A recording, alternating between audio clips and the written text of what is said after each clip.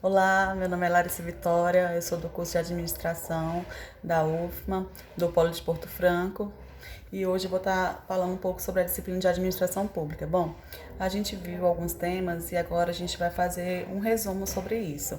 A gente vai falar sobre, o primeiro tema é sobre a diferença entre a administração pública e a gestão pública.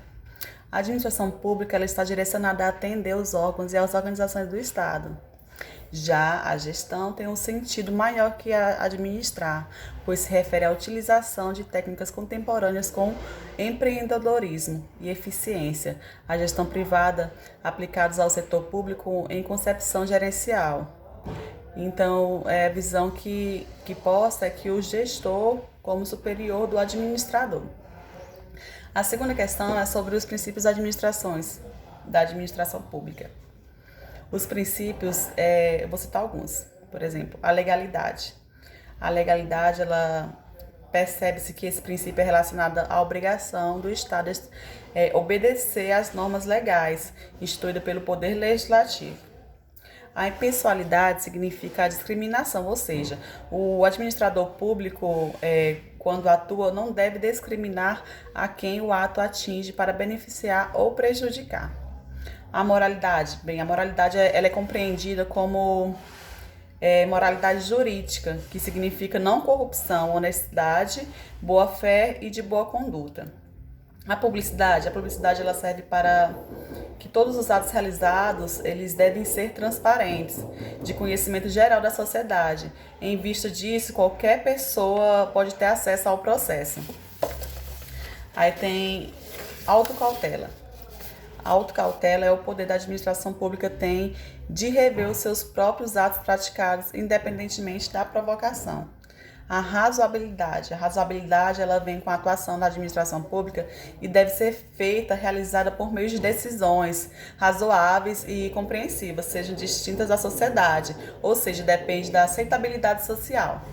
A continuidade está prevista na Lei 8.986, que estabelece que toda atuação administrativa deve ser contínua e ininterrupta. No entanto, existem exceções nas hipóteses de ordem técnica ou de indepilimento do usuário, desde que haja urgência ou aviso prévio.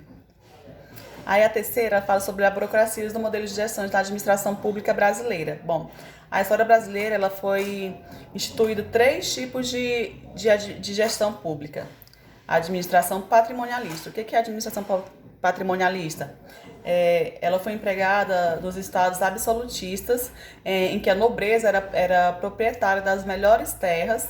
A administração patrimonialista, ela não havia diferenciação entre o que era público e privado por parte dos governantes. Os cargos públicos eram exercidos apenas por pessoas de confiança do rei. Já na administração gerencial, no modelo gerencial, o poder público ele busca criar condições favoráveis para iniciativa privada e os consumidores serem beneficiados pelo livre mercado. Além disso, procura um maior envolvimento nas empresas na prestação de serviços públicos por meio de concessões parceiras públicas privadas, os PPPs. E a administração gerencial no estado burocrático, a divisão de responsabilidade, que abrange a hierarquia e a especialização para um serviço, seja impessoal. Em outras palavras, são atividades governamentais que devem favorecer a todos de maneira indistintas. Aí, vamos falar um pouco sobre as licitações. As licitações como mecanismo de escolha da melhor oportunidade para a administração pública. A licitação ela é o quê? Ela é um procedimento administrativo pelo qual a administração abre a todos os interessados que estiverem dispostos a se adequar às condições expostas pelo instrumento convocatório, a oportunidade de apresentar propostas para realizar uma obra ou serviço em pauta, sendo selecionada para que apresente elementos mais viáveis e atendimento ao interesse público. Aí fala sobre o orçamento público e sua execução. O orçamento público é um instrumento de planejamento e de execução de finanças públicas. Na atualidade, o conceito está intimamente ligada à previsão de receitas e fixação das despesas públicas. No Brasil, a sua natureza jurídica é considerada como sendo de lei em sentido formal. Apenas isso guarda relação com o caráter meramente autorizativo das despesas públicas ali previstas. O orçamento contém estimativa de receita e autorização para a realização das despesas. Administração pública direta e indireta em um determinado exercício, que no Brasil coincide com o Ano Civil. Aí fala sobre o controle da administração pública. Bem, no Brasil, o sistema de controle amplo é apto para defender administradores e a própria administração contra os atos ilegais e arbitrários praticados pelas autoridades públicas. Sistemas constantes como o primário da democracia e o Estado de Direito. O sistema ele abrange vários instrumentos que podem ser divididos entre controles internos e externos. O sistema ele realiza o controle da legalidade em sentido formal, mas o controle constitucional, que tem a finalidade de motivação, da razoabilidade e proporcionar os atos administrativos. Perspectiva da administração pública.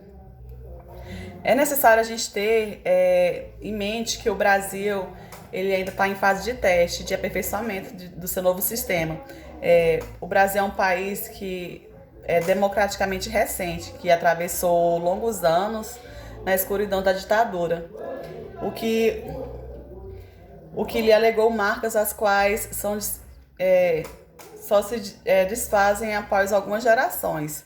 Então, só aprofundamento da vivência democrática é que nos levará para o novo futuro, onde o aperfeiçoamento é a consolidação dos sistemas de controle. Então é isso, obrigada.